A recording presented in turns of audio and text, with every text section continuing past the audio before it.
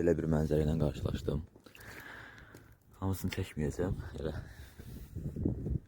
Elə toz quşlar da gedib. Roy da özü üçün hürür orada. Su qabını soruşmuşdu. Su qabını göstərəm sizə. Çox sadədir. Çox sadədir. Bir dənə deşik açırsınız. Su qabının bu hissəsini keçirirsiniz içinə.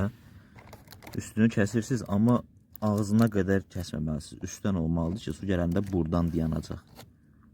Üstdən kəsirsiniz. Qapağını da keçirməlisiniz ki, suyun hamısı axıb buradan tökülməsin. Əyri doldurursunuz suyu. Suya əyri doldurandan sonra qapağını keçirirsiniz. Belə eləyirsiniz, su gəlir, burada dayanır. Evimizi də hörmüşük, bitirmişik, üstünə vurmuşuq. Biraz o tərəfdə hündürlük yeri qalıb. İçinin elektrik xətləri çəkilib. Su xətləri, kanalizasiya xətləri çəkilib. Elektrik xətləri. Suvaqda çətinlik çəkirik. Açığı, suvağı biraz eləyə bilmirik.